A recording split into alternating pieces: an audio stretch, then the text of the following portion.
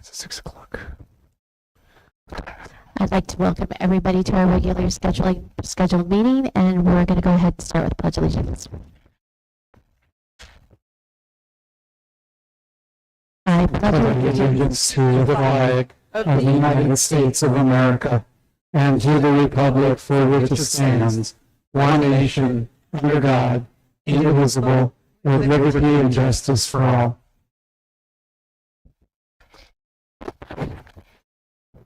Thank you very much. We're going to go ahead and move on to our roll call. Ms. Palacio. Governing Board President Sherry Lowe. Present. Governing Board Clerk Denise Reese. Here. Governing Board Member Anthony Bruno. Present. Governing Board Member Raul Rodriguez. Present. Governing Board Member Dr. John Sparks. Present. District Administration Superintendent Dr. Manuel Valenzuela. Present. Assistant Superintendent Scott Downs. Here. Assistant Superintendent Brett Bonner. Here. Chief Financial Officer Lisette Huey. Here. Thank you very much. We'll move on to the approval of the agenda. Dr. Valenzuela. Yes, ma'am. Thank you, President Lowe, members of the board. This evening, I'd recommend approval of the agenda as it was revised. Thank you so much. We have a recommendation. Do I have a motion? So moved. Second. Motion and a second.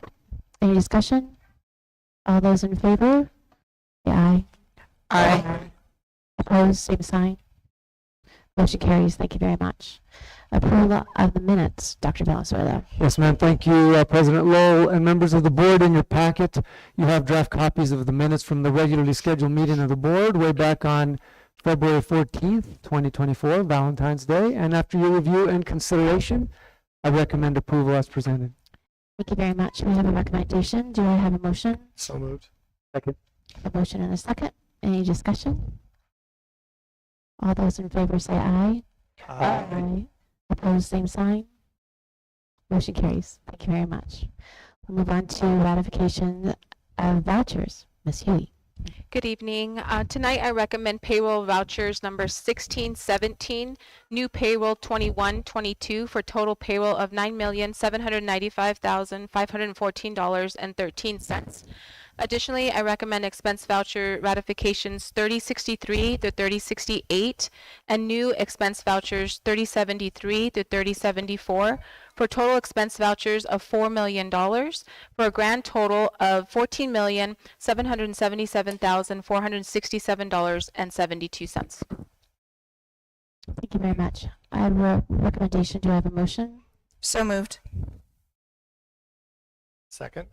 I have a motion and a second. Any discussion? All those in favor say aye. Aye. Opposed, same sign. Motion carries. Thank you very much. Thank you. Thank you. Move on to the superintendent report. Dr. Valenzuela. Yes, ma'am. One of my very favorite parts of the meeting is my opportunity to share just a few of the many wonderful things that are going on around the Sahuarita Unified School District. We always begin with the numbers, specifically enrollment numbers.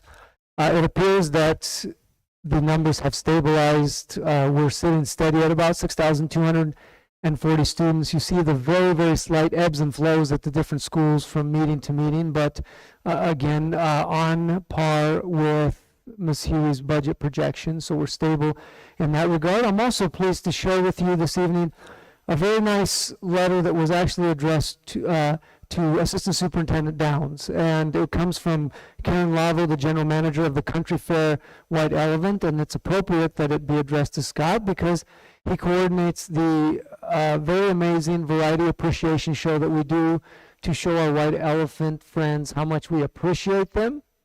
And this is their 60th year, and they are an amazing partner that really advance our mission. So they say thank you. They said that everyone is in total admiration of the individual and group talents of our students. They are awesome. That's a direct quote. Says we also really appreciated the wonderful dinner and desserts. Compliments to Susie and her team, Raul and the chefs. And additionally, they state that they are very proud to support the Sahuarita Unified School District and all that is done for the students of the district. Moving on to something that I don't know if it has ever happened in my career, in my almost 14 years completed as superintendent here, which is 2 Arizona AIA state championships literally in the span of 1 week. First, the Sahuarita High School Mustang boys wrestling team completed what we in sports affectionately refer to as a three-peat. They completed their 3rd consecutive AIA Arizona State Wrestling Championship, and it's really a testament to Coach Vasquez and his coaching staff and his parents and his wrestlers for their dedication, their discipline, and their hard work. That's sustained excellence, and we are very, very proud of these young men. While I mentioned that, I will say that they were followed. This is across the whole state of Arizona. They were followed very closely, like about 10 points, by the Walden Grove Red Wolves. So Sahuarita wrestling is strong and getting stronger. Speaking of strong, we're pretty good in soccer too, in case you hadn't heard. Congratulations to the Lady Red Wolves, the Walden Grove High School girls soccer team.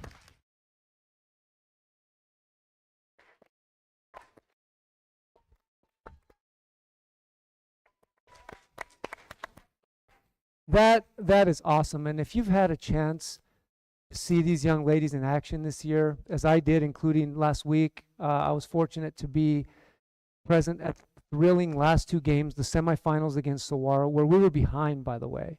But through persistence, teamwork, and hard work, we came back. And then I saw the state championship game at Marana High School against South Point Catholic, which, give them their due, they have been a formidable, arguably the most renowned girls soccer program in the state for a while. And we played them hard. It was a great game, and our young ladies just persevered and came out on top. Couldn't be proud of them. They conducted themselves with great sportsmanship in class, so very proud of them as well.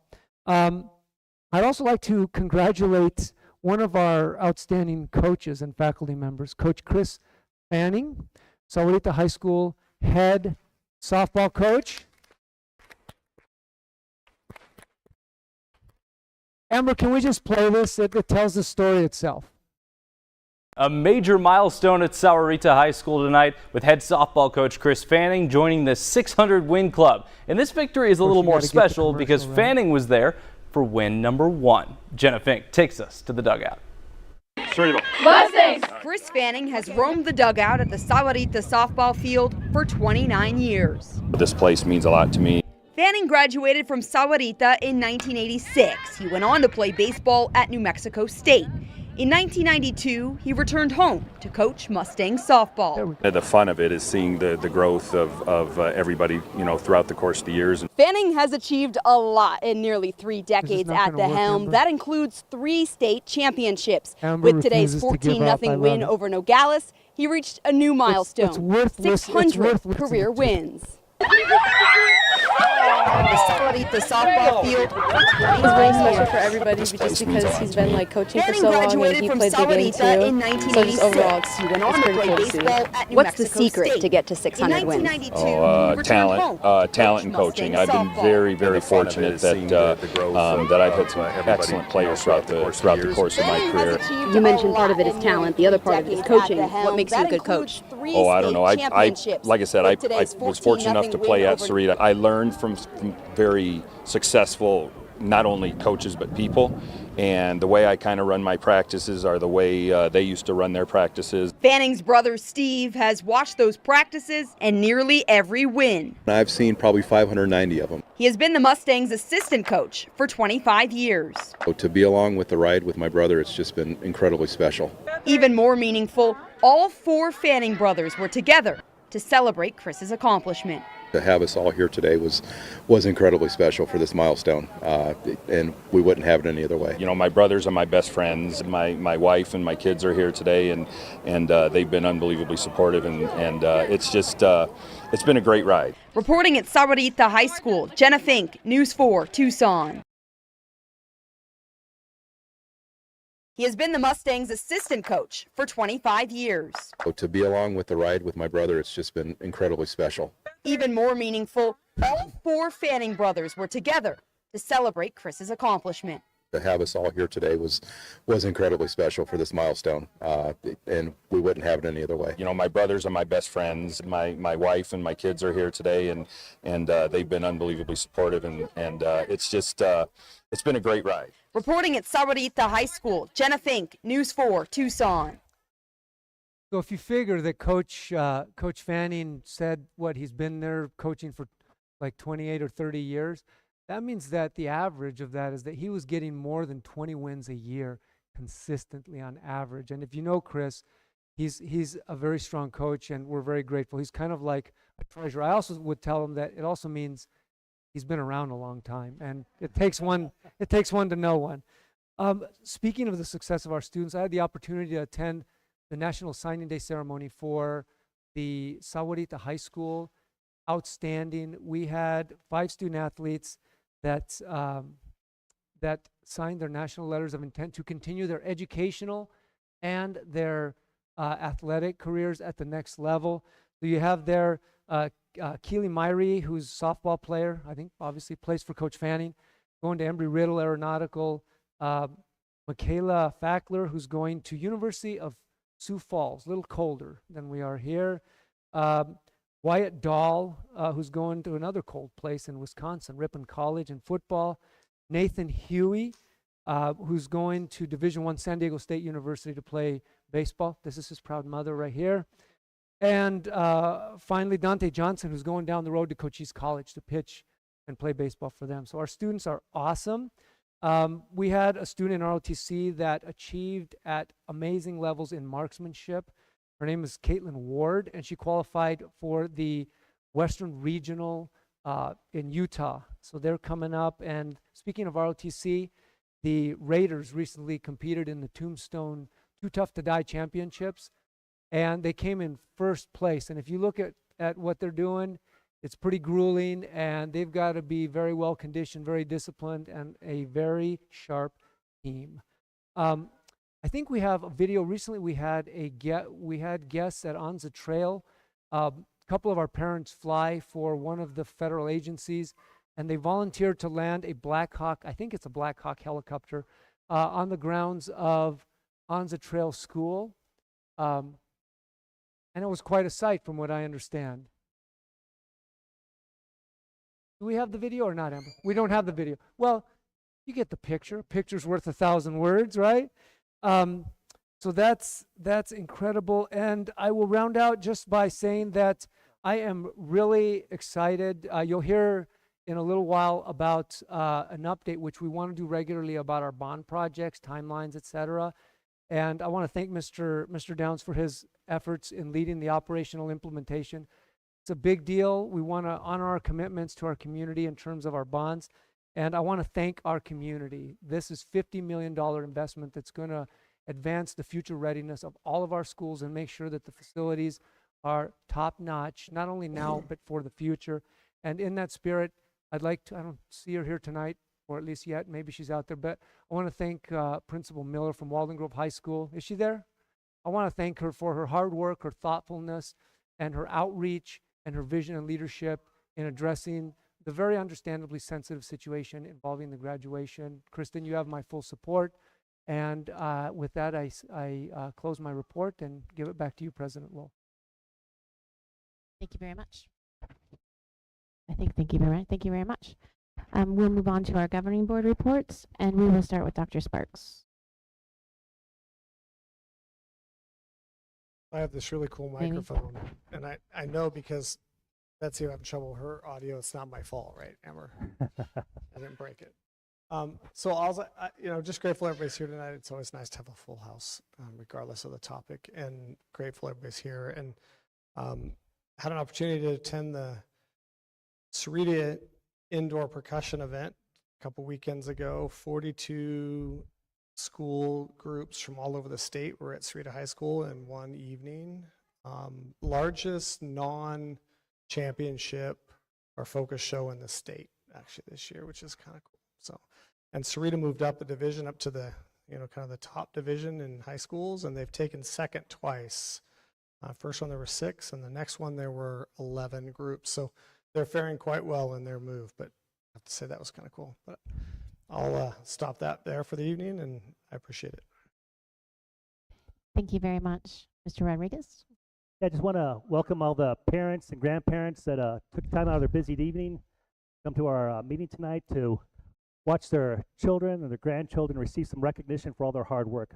Really appreciate you all coming out here. Thank you. Thank you very much. Mr. Bruno? Yeah, I just want to thank all of you for coming out also.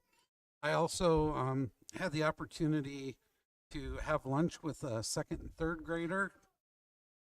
It was an experience. I learned more about the school than I wanted to. I also learned that there's not enough field trips and we have to have more field trips.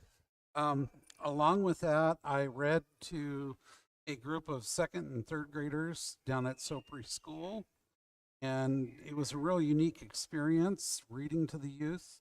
And one of the young third graders, they each got the book that was a copy of the book that was read to them, brought the book to me, and he signed the inside cover because he thought that's what you're supposed to do.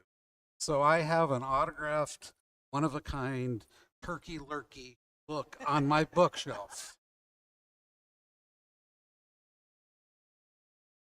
Thank you very much. That's precious. Ms. Reese?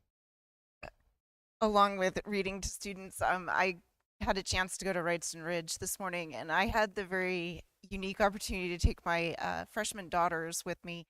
They were getting to revisit one of their third grade teachers and got to read to their class today. So that's always a neat experience if you ever get a chance to take your kids back to see some of their elementary kids. There was lots of oohs and ahs about how tall they were because they're a little bit taller at 14 than they were 8. So but they did a great job, and Mrs. Gilbride's class at Wrightston Ridge got to hear some stories that we told today, and it was overall a great time. Thank you very much. We'll move on to recognition of community staff and students. Dr. Valenzuela? I believe it is time for the Leader in Character Awards. Which of our members will be doing the honors today? Mr. Rodriguez. And parents and grandparents and students, thank you for coming out on this rather cool, I guess you'd call it a late winter, maybe early spring evening. We are very honored every month to recognize students in our schools who demonstrate the highest ideals of citizenship and character. We know that's a vital part of the educational process. We know that families are a vital part of modeling and teaching these values to your children. So it's a celebration of family, of community, and students that lead and will continue to lead going forward. I thank the Green Valley News Sahuarita Sun, and I'd be remiss if I didn't welcome our friend Ms. Kim Smith, who's back with our Green Valley News Sahuarita Sun organization, and Freeport for sponsoring this for, I think, now about 15 or 15 years, because character does count. So when your name is called, please come down. Mr. Rodriguez will present you with your letter, with also a gift card, I think, to Barnes & Noble, so you can buy more books, which are good for you, and a nice certificate that I'm sure your family will want to keep in celebration of this recognition. So, and when you come down, Mr. Bonner over there will line you up on the steps. We have a routine. We'll take a picture, and our newspaper friends will put it in the newspaper so the whole community knows how incredible all of you are. So let's get started with our Leader in Character from Sopri School. Wow, as a kindergartner. Congratulations, Alondra Haro. Alondra.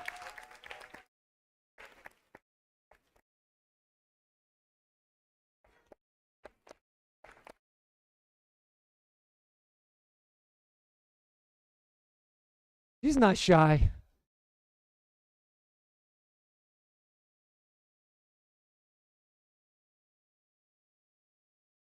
Good job, Miha. Proud of you. And we will now recognize our leaders in character from Anza Trail. Anza Trail, of course, is middle school and elementary, so we do one of each. And how about those kindergartners? Their elementary honoree is a kindergartner from Anza Trail. Congratulations, Aaron Nunez. Aaron!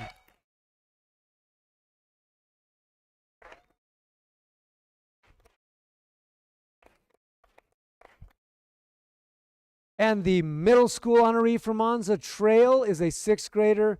Congratulations, Elias Pollack. Elias!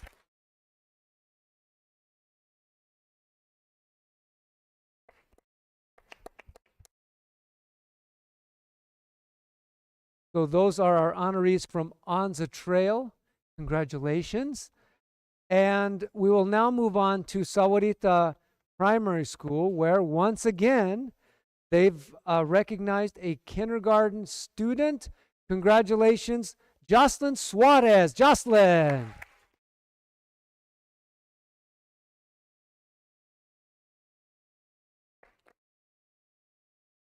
And while Jocelyn's coming down, I'd like to recognize and announce the leader in character from Sahuarita Intermediate School. Congratulations, Arthur Tomlinson.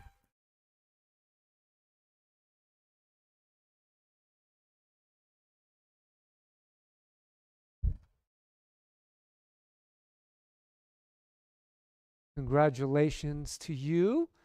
And we will now recognize our leader in character from Copperview, who is in 1st grade.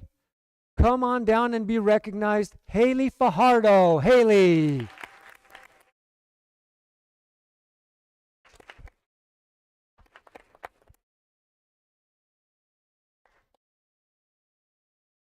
Way to go, Haley. Good job. And now we're at Wrightson Ridge, which of course is a K-8, so we have 2. And the first student is a 1st grader. Congratulations, Aliana Doyle Maldonado.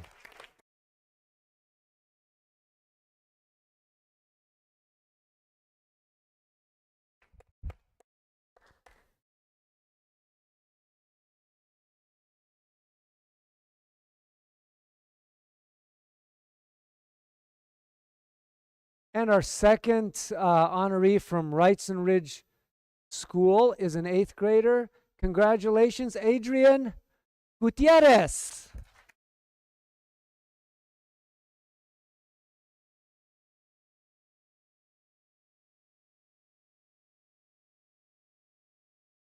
Congratulations, Adrian. And our Sahuarita Middle School leader in character is Jake Mortensen. Come on down.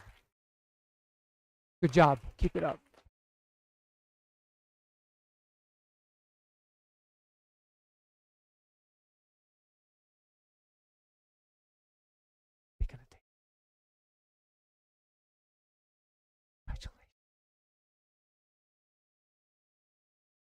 We're now recognizing our high school leaders in character.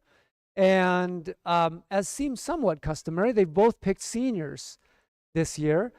Starting with Sahuarita High School, I believe that Ava may not be here yet. She's actually taken, oh, she's here?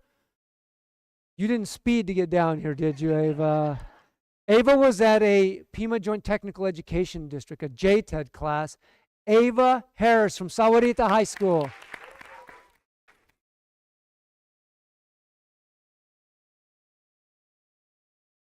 Way to go.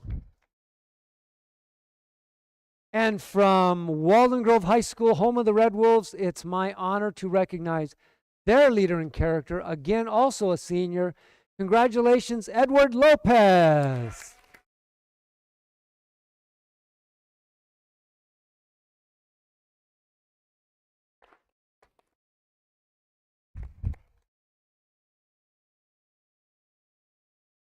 Well done.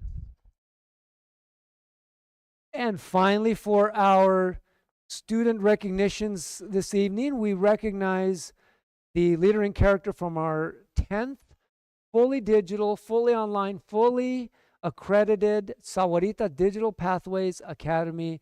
Congratulations, 4th grader Addison Powers.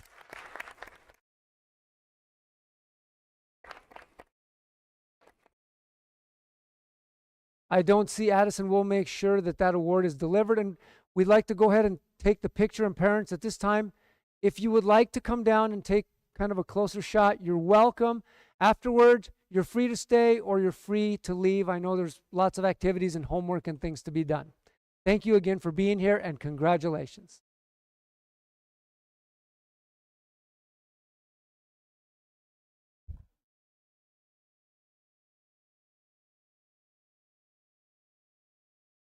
Oh, aquí está. We roll.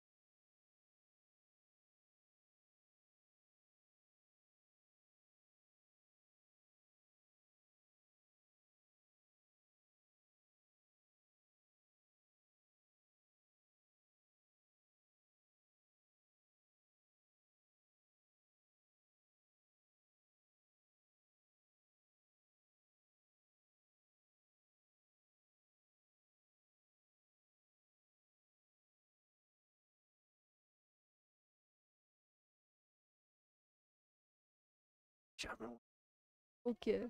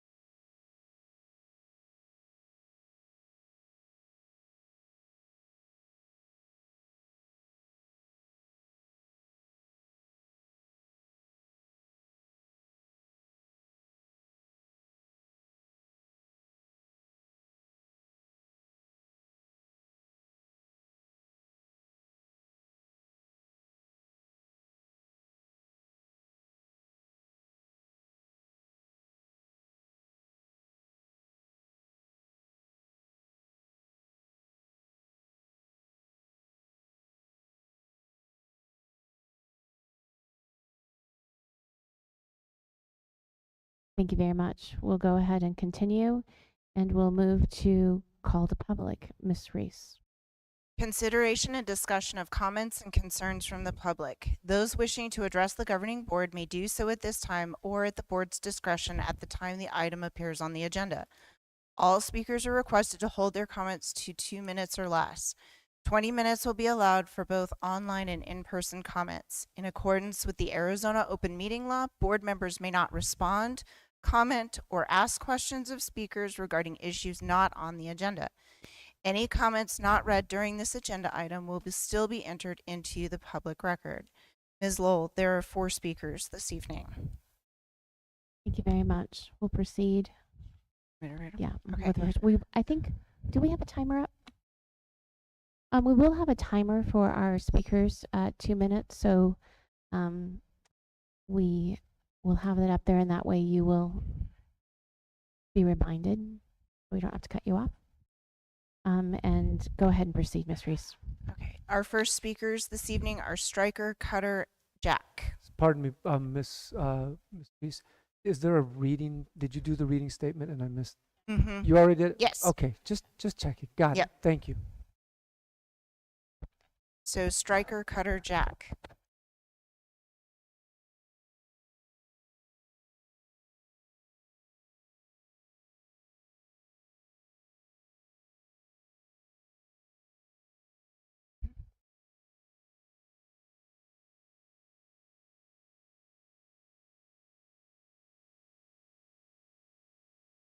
Graduation being moved from Thursday to Friday and also being changed from our home field to Keno.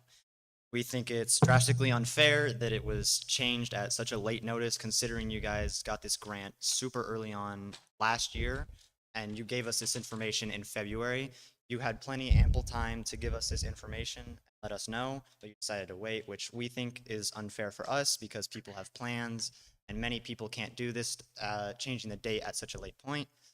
But many of us would like to graduate after 4 years of working super hard at our school and graduate at our home turf.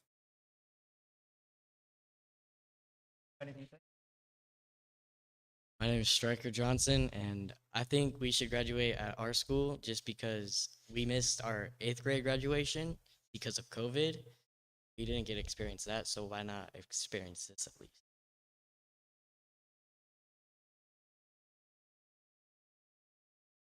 Am I allowed to ask the board a question? Am I allowed to? No? All right. So, since I'm not able to, does anyone in the stands know exactly when this construction is supposed to start? I can't? No? All right. So I was told, this might be wrong, that the construction's supposed to start anywhere between March and April, right? So what's going to happen to all the people that are currently competing in cross-country or track seasons as of current, right? So we're taking away these people's abilities to practice, which I have many friends, including people who are going to go D1 in track and field or cross-country, that are going to have this opportunity taken away from them because they do not have a place to practice. So how is that fair to all these students that have worked very hard and put in hundreds of hours into their work? How is that fair to them, right? And you can move this to later, which, by the way, the football team, which this is the main concern, correct, has their own practice field. It's not going to take anything away from their practices. All it's doing is taking away from their home field advantage during games, which we could play at SHS, who already has a better field. All right, my bad, y'all. Wasn't aware. Thank you.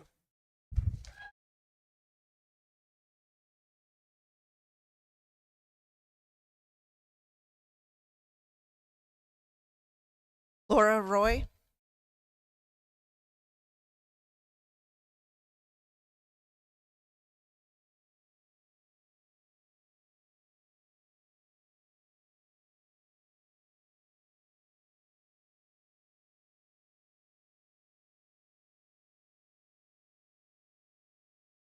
Hello again. And I spoke to you guys then. I wanted to point out that on that day, you guys told us that it was Miss Miller's decision on graduation. On Monday, this past Monday, 3 days ago, Miss Miller said it was your guys' decision, that you guys were her boss. She said that to me, everybody at the Wolf Den meeting. So I would like to know who's in charge, who's making this decision. It is not fair. As a parent of a senior, I am saddened by the decision to have graduation. The original plan was to start construction after graduation, and I'm not sure why this changed. Football, band, color guard can use the practice field. And if we need to have home games, we have a beautiful field at Sahuarita. That is the sacrifice many are willing to make. Parents, students will still go to all the right down the street. No money will be lost. Lastly, the vote to have graduation at Keno is a bad choice. So many restrictions. It won't be personal. The way it would feel at Walden or even Sahuarita High School. What was not made aware on the email when Keno got put on is that there is a net up. We cannot take pictures of our children with a net up. We are not allowed on the field. It is not personal. I thought we were a community here at Sahuarita, and we're supposed to be about community, and we can't take pictures of our children, and we can't go on the field.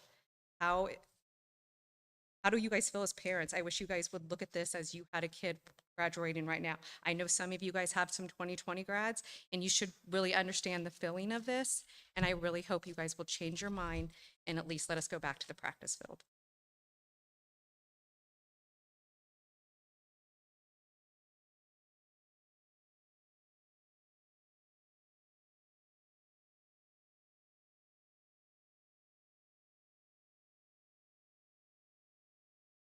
Jackie Ehrich.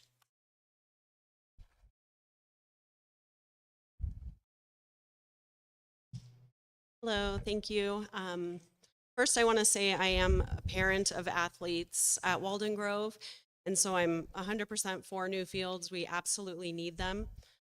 However, I have a senior, and I know that for many students, this is their one and only graduation. Some will not move on to college. So that's a big piece that has been brought up. But for me, I booked a party venue, which was also a going away party for my daughter going away to college out of state back in November. And the original date that we wanted was already taken because, as you know, U of A, Pima, everybody's graduating. So I put a deposit down, as I'm sure some other families have done. We have family flying in. I have military family coming in, flights booked. There was no transparency. I will say the first communication, it was a rumor that I heard. Then the first communication that came out was on a Parent Square app, which I didn't have the app. It was not an email. Then when people posted it on the Rancho page, then an email came out. So it kind of it seems as if there hasn't been transparency or there's been a lack of communication. I think having it at home for these kids means so much. They've worked so hard. To have it at Walden first and foremost, like I said, I'm all for the sports and the field. I really am. Secondary SHS, they have a big field. It's still in Sahuarita. This also affects grad night, right? Like we have a whole committee and those people have put countless hours. They booked vendors that have non-refundable fees. They can't just be moved. That hasn't been transparent.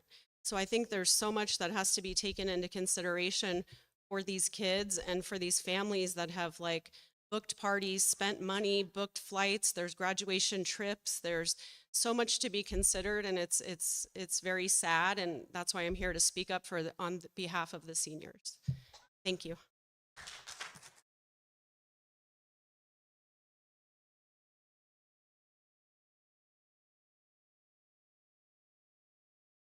Terry Bettis, Trevor Clark, Nick Binister.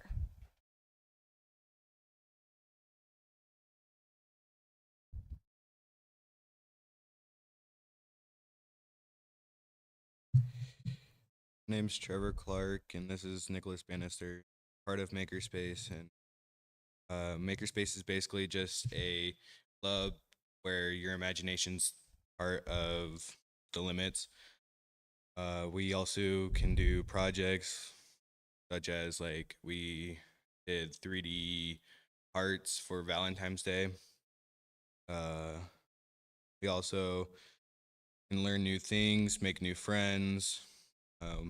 But we're mainly out here just to invite y'all to Maker Fair, which is Thursday, tomorrow, at 4:30 to 7 o'clock p.m. on February 29th, 2024, which is tomorrow. It's going to be at the public Sahuarita Library, and which is 670 Sahuarita Road West. We just want to invite y'all and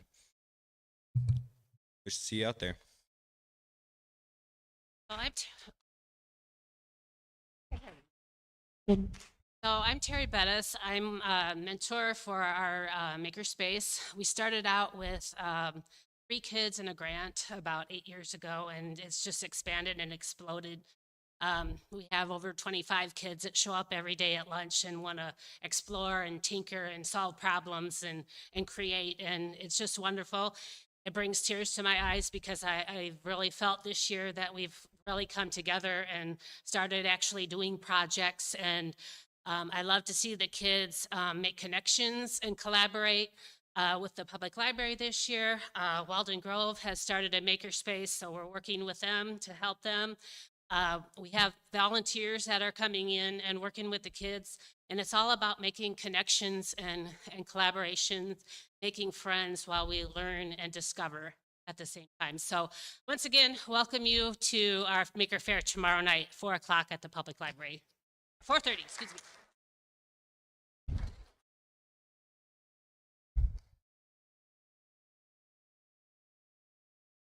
Thank you very much. We're going to go on to new business. Dr. Valenzuela. Yes, ma'am. I believe under new business, we're on the item pertaining to the bond resolution.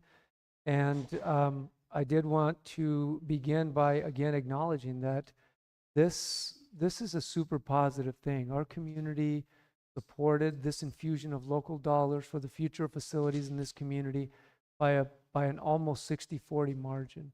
And we are committed to honoring that and delivering on that commitment at the highest level possible. This evening, I'd like to thank our CFO, Ms. Lizette Huey. I believe we have Mr. Jim Gill, our bond attorney from the firm of Gus Rosenfeld, and also from our investment banking partners at Stifel. We have Randy Stein and Brian Lundberg are here, I believe. And they'll be glad to answer any particularly tough questions in case you have them. But again, this is the project that's going to address needed renovations, new construction, technology, instructional technology, security and safety, furniture and equipment. It is really a local community effort, and I'm proud to be affiliated with it. We're at the point now, and I'm grateful for the work that's been done to actually move forward with my asking the board to adopt a resolution authorizing the issuance of these bonds. And again, I want to thank the individuals who are here and Ms. Huey for the work. One of the things that we committed to was doing this while maintaining a stable school bond tax rate. That, if you look at just the economy on a global and a broad macro level, it is much easier said than done. And yet, through sound financial management and intentionality of planning and collaboration, we have made progress on that outcome. And so this evening, what I would like to do is recommend to the board, and again, if you have questions, our team is here, but you have in your packets a draft of a proposed resolution, and I recommend adopting that resolution authorizing issuance and sale of school improvement bonds of the district, certain continuing disclosure compliance procedures at that information. Thank you very much. We have a recommendation. Do I have a motion? So moved. Second. A motion and a second. Any discussion?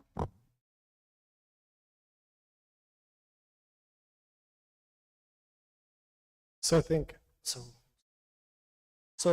it'd just be good for public benefit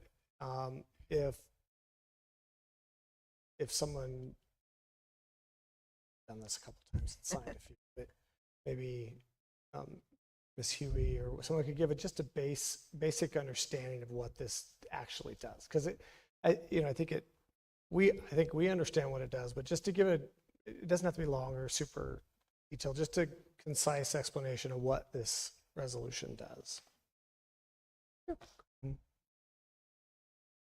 Jim? Thank you, Jim. Madam President, members of the board, Jim Gill with Gus Rosenfeld, your election counsel, and now your bond lawyer for this first bond issue. So to answer the question, the resolution, kind of in summary, authorizes up to $50 million of school improvement bonds authorized by the voters last November at an interest rate not to exceed 5.5% for not to exceed 20 years. Now that's the briefest summary I can give you, but in addition, it also delegates the district staff the authority to work with me and to work with the underwriters in the audience, Stifel Nicholas.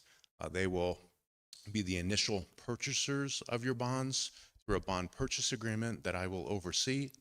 The bonds will be offered through something we call a preliminary official statement. It's like a prospectus that tells the story of the district, its finances, its operations, and that's designed to get interest from investors in your bonds.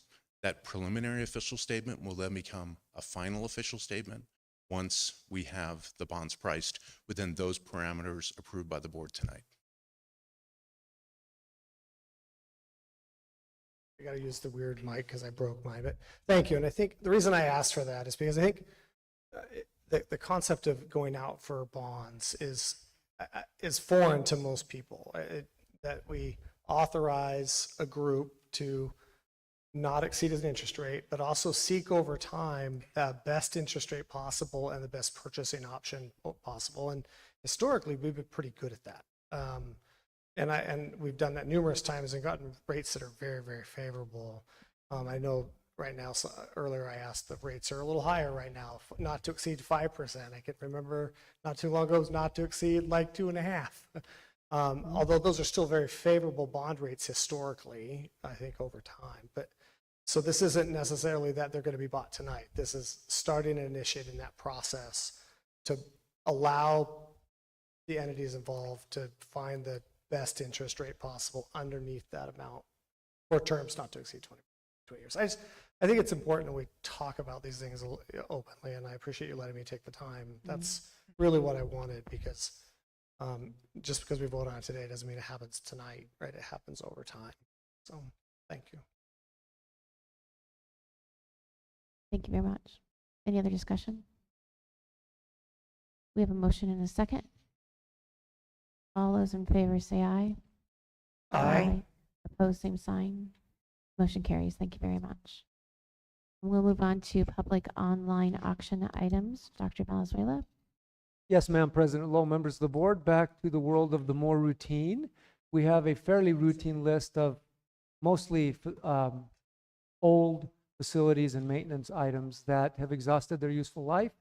And I would recommend, as allowed under state board rule, state administrative rule, that the board designate them as fit for public auction. Thank you very much. We have a recommendation. Do I have a motion? So moved. Second. I have a motion and a second. Any discussion? All those in favor say aye. Aye. Opposed, same sign. Motion carries. Thank you very much. Move on to new business, bond update presentation. Dr. Valenzuela? Yes, ma'am. Thank you, President Lowe, members of the board. In a second, I'm going to ask Mr. Downs to provide you with an update. I just want to frame the conversation by stating that, you know, when our community trusts us with $50 million, we are relentlessly committed to being good stewards of achieving those outcomes. And in that spirit, as the bond projects go forward, we're going to be regularly coming back to the public body so that you can get regular updates as the elected representatives of the public body to understand where we're at with our projects, what kind of progress is being made, what is coming next, and kind of slowly start to get more clarity. The one thing that I've learned after working most closely with Scott in building multiple schools and multiple projects is that stuff changes. And you have to be able to monitor and adjust and adapt and overcome challenges. But whatever happens, we want to create clarity. And if we have to refine that, we'll refine it again.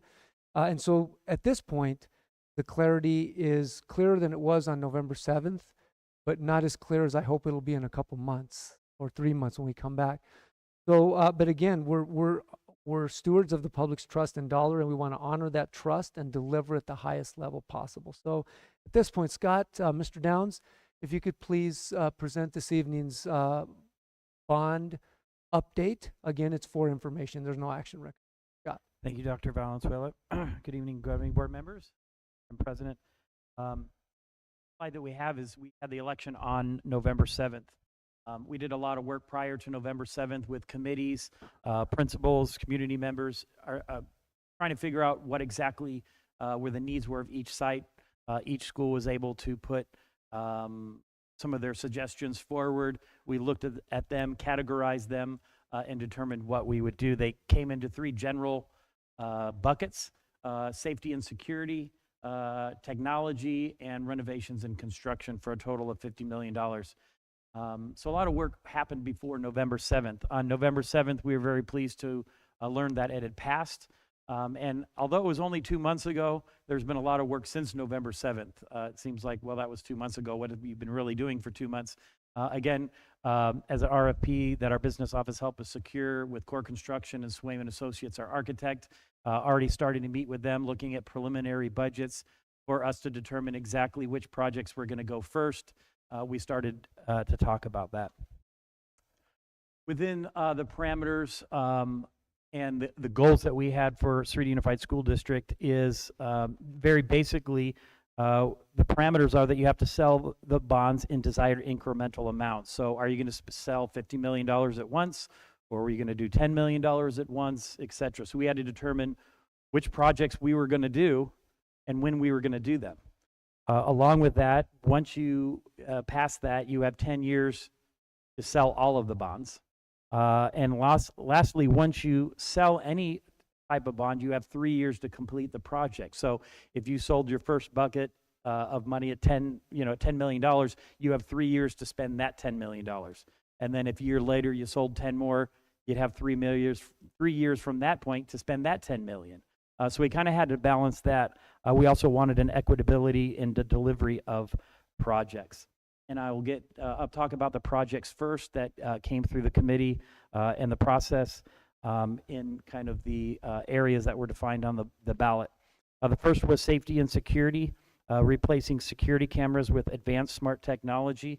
Now, we don't have a security guard that just watches cameras like they might do at the mall, but this smart technology allows our schools to instantly pull up every camera of somebody wearing a red hat, or pull up everyone that was wearing a blue backpack between the hours of 1 and 2 p.m. So these cameras are very, very smart technology. It allows us to take a lot of information either historically or at the live and present time to determine what's going on. So excellent, excellent cameras. They're already being tested at Sahuarita High School, and they've turned to be very successful. Installation of ballistic lamination glass coverings in high profile and high volume and potential target areas. Every classroom will be a safe zone. It's not replacing bulletproof windows. We're not going to have 3-inch thick glass. It's basically a very highly modified lamination like you would put on your car window. And once they put that on the glass, it becomes bulletproof and or bullet resistant. Somebody can't bust through it and get into that classroom within 10 to 12 minutes, and by that time we have the police already here. So that is almost on every glass in our district. So that is absolutely wonderful news. The Sahuarita Police Department has looked at that. They've gone to live demonstrations with myself before the bond passed and to look at it, and they highly endorse the lamination as well. New sports lighting, again, for safety. So there'll be new sports lighting for Walden Grove for baseball and softball, and Sahuarita High School softball, and also update the existing fields with LED lighting and also some SPS playgrounds. So in the finality of that, each high school will have LED lights at football, baseball, and softball fields, varsity. So they'll be consistent between schools, because I know Walden Grove has some issues sometimes playing at night. So that will obviously take care of that. Also some improved high school PA systems, because they're outdated. The next one for technology, furniture and equipment, improving our one-to-one student technology, adding interactive boards to classrooms, getting new network improvements and increased access points as we get more advanced, and also the purchase of classroom athletics and fine arts furniture and equipment to support the growth and ongoing school operations. The last one, which I think is the most exciting because I get to be a part of it intimately, is the renovations and construction. We'll have a new fine arts complex housed at Walden Grove High School, but it will be for the entire school district, as this one is. Probably the schools closest to each proximity will use it the most, but that will be for district-wide. Also at SPS, the students have to walk to the cafeteria right now, and that's difficult in the rain when the kids are 5, 6, and 7 years old. So we'll be putting a warming kitchen and serving area with associated gym updates at Sahuarita Primary School. We'll have improvements to the main cafeteria. Our fastest growing school, which is Wrightson Ridge right now, due to all the houses south of Wrightson Ridge, we'll have additional classrooms there, anywhere between 6 to 9. We'll also be adding ECC, 2 classrooms there. We'll, at the NJ ROTC marksmanship expansion, we'll double the lanes that they have now. Expansion to our alternative learning center, which is out at Walden Grove High School. Conversion of SHS classrooms. We need to convert at least one classroom to a science classroom, and we'll have other determined projects that I'm working with Mrs. Magnuson on now. We'll have new turf and track at both high schools. That's a major safety concern that we have at both schools, and it's worn out, basically. Relocation of the tennis courts at Walden Grove in preparation for our school facilities board expansion at Walden Grove. Additional shade structures, at the following 5 schools, and a phased replacement of flooring and building and paint and weatherization in accordance with our planned objectives. When we looked at all of these, the considerations, we wanted to sell the bonds at a fiscally responsible time frame to ensure the best rates. So we were going to sell them all at once. Were we going to do it at different time frames? We had to make sure that whatever we sold, we could finish within 3 years. So we wanted to ensure the delivery of projects to all the campuses in a timely manner. We wanted to balance the process capacity. Whatever we sold, could we get it done in 3 years? If we sold all $50 million, can we do that in 3 years? And that's a balance of our internal capacity along with core construction and with Swayman Associates. We want to be able to match appropriate projects together for economies of scale. So for instance, if we're going to do the football fields and the tracks, if we do them at the same time, we get a better rate on it because there's only one mobilization. The company comes down here once and does both fields. Priorities of all the projects, we always prioritize safety first, which is why the turf and track and fields are going first. We want to do the largest projects first too, to save money as time goes on. Inflation will make the projects more expensive. Enrollment needs, so for Rice and Ridge, we know we're going to have space there. So we have a lot of things to consider. The outcome of all that, I'm pleased to announce that balancing the best rate that we could get, having the internal and external capacity, was we were going to sell all $50 million at once. We got the best rate on it, and that will be in April of 2024, making money available very quickly after on July 1st, 2024. And all projects will be completed within 3 years. So there's a lot of work to be done with myself, and we have a great team, Core Construction and Swayman Associates, our internal team, finance department. We all work well together, and we'll get it done. So I'm very excited. I thought this was going to be a 10-year project, but it was determined we were going to be able to do it in 3 years. Just talking a little bit about the team, again, Core Construction and Swayman Associates. On the screen, I'm not going to read all of those. Those are all the projects that we've worked together on. So I'm very confident in our team, and I kid around and say that we're the dream team. Really, they're the dream team. They're great partners to work with. And the one thing that I can say about all of the projects that are up on the screen right now is that every single one of those projects was on time, and every single one of those projects was on budget. So I know we're working with a fantastic team. I know we're going to be able to deliver all of those quality projects within the 3 years, pending rain maybe, but very excited about that. The timeline, again, trying to prioritize what I said with safety first and then larger projects. Up on the screen, we'll have 3 teams working simultaneously. The construction team, which I will lead, will have the facilities and IT team working on their section, and then the business team. For the construction team, I'm sorry for the audience if you can't read what's in blue. Those are kind of the general time frames of trying to map out safety and larger projects first. So those are the years, meaning year 1, 2, or 3. Even if you see something that has a 2, for instance, Rice and Ridge classrooms in ECC, it says year 2. We're going to start planning them now, though, because we have to design them. We have to have the architect, but you'll start seeing construction probably in year 2. And any of these, as Dr. Valenzuela very eloquently said, can change at any time, pairing new projects together. So again, for the construction team, for safety-wise, the high school turf and track and installation was first. Again, that will affect both schools. Trying to do them both at the same time or nearly at the same time will save money.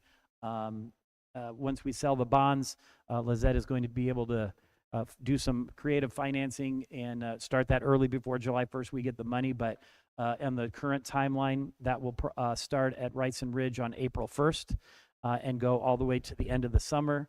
So it'll take about 4 months for Walden Grove. And that's about 4 months, again, depending on weather and everything else. SHS will be summer. SHS is a little bit easier because it's already designed, the curbs are already there, the drainage is already there. There's a huge undertaking of things that you don't see at a field that has to do with the drainage. Everyone thinks, well, sometimes you just put the grass down. So at SHS, it'll be easier because really we can take that grass up and put it down, but that will still take 2 months as well. Ballistic lamination will happen sometime in the summer. I've already met with them. They're going to give me the final quote next week. They'll be able to complete that this summer, so that will be done. The Wrights and Ridge classrooms, year 2 and 3. Fine arts complex out at Walden Grove. Again, we'll have to design it. Tennis relocation. Facilities will be working at the exact same time. Mr. Villa will be looking at cameras and the technology and upgrades, along with the paint and the flooring and weatherization through our facilities department. At the same exact time, the business team will be working on the fine arts, athletic, and furniture purchases that the schools need. And then kind of the second phase of construction is on the bottom there, is doing the SPS central cafeteria, the ROTC expansion, the alternative learning center, the science classrooms, courtyards and playgrounds, and shade structures. I'd like to do them all in year 1, but we have to kind of, and that's just very preliminary. That's just working with our team for about a month now. I'm sure that will change. Those things will kind of come and go and in and out as it seems to make sense. But again, even if you see a year 2 and 3 are on the year 2 or 3 on there, we will start to be planning, talking to the principals, figuring out the needs of what things exactly look like. And with that, again, we thank our community. We want to be very transparent and responsible about the funding that has been entrusted to us. And again, with our core construction and Swayman Associates, I know we'll have quality projects on time and on budget, because they have a 100% success rate in the last 5, 8, 10 years that we've worked with them. So. That it, Scott? Yes, sir. Thank you very much, and we'll look forward to many, many more updates and encouraging information from where this came from. So with that, Madam President, we go on to the next item. Yep. Thank you very much, Scott. I think it speaks to the scope of the project, how much time and planning you put in. So thank you very much for that. The election doesn't seem that long ago, but with all the scope of this is just ginormous. So thank you very much. We'll move on to the consent agenda. Dr. Valenzuela. Yes, Madam President, Lowell, members of the board, you have in your packet usually long list of matters that are considered routine consent, and they may be considered in one comprehensive motion. And at this time, I do recommend approval of the consent agenda in its entirety. Thank you very much. We have a recommendation. Do I have a motion? So moved. Second. A motion and a second. Any discussion? All those in favor say aye. Aye. Opposed, same sign. Motion carries. Thank you very much. Next item up is possible future agenda considerations from the board. Do we have any of those tonight? Madam President, I think looking back this information, I'd just like to kind of request a update or a deeper understanding, because I've been around for about a decade now, and Mr. John Flannery ran this wonderful building that we sit in today that is quite old but very well taken care of. And over the years prior, one of the things I learned from John Flannery was how the sometimes chaotic method that we use to kind of schedule this facility. And historically, my understanding is that was a relatively open process. The high schools got together, then the middle schools got together, then the elementary schools got together, and that process was really kind of transparent. While argumentative and maybe ruckus at times, because people want what they want and want space and time, that was done kind of really with that process of meeting the needs of the high school, the middle schools, and the elementary schools in the district kind of at the forefront. And then time left available in the district auditorium was then offered to community organizations. And we have kind of really 4 big ones: Hay Productions, Continental Ballet, now known as Youth Artistic Ballet Company, and Sahuarita Ballet, and the Green Valley Concert Band, I think, are probably our biggest 4 users.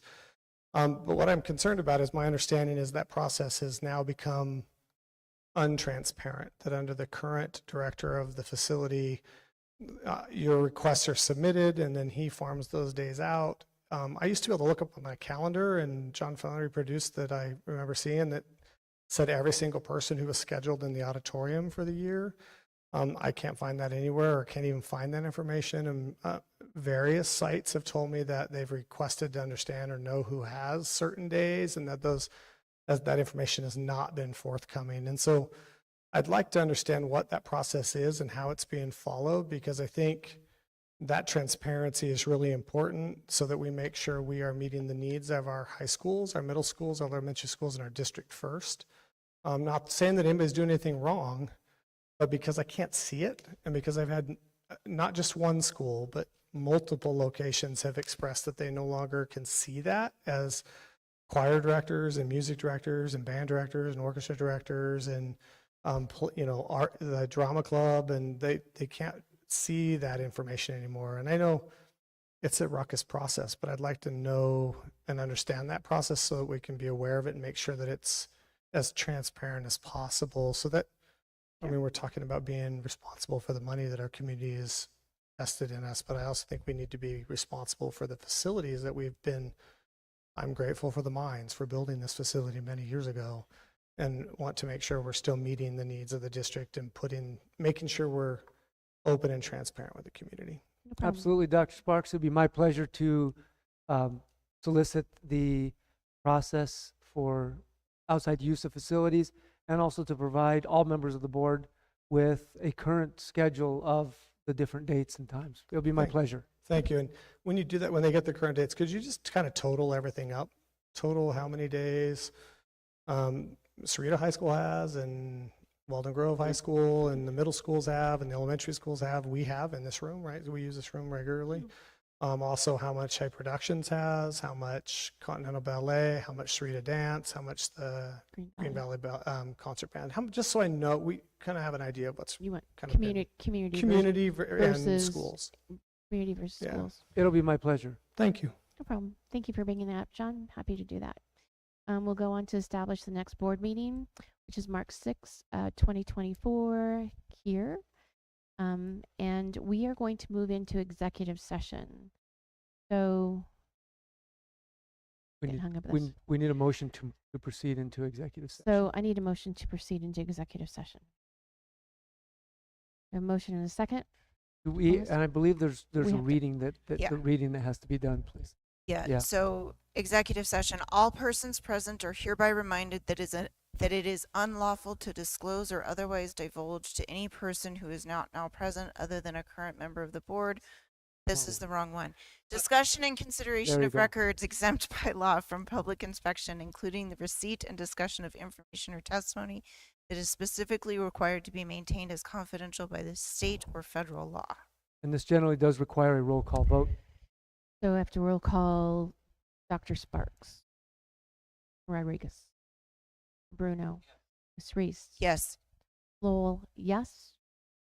We are in executive. We will now proceed into executive session. There is no anticipated public action further this evening. Correct. By the board. The board will only come out to adjourn. So for what that means for everybody in the audience, we'll have about a 5-minute break, and then we'll need everybody out of the auditorium, and the board will. Unless they're here for the executive session. Unless you're here for the executive session. Yes.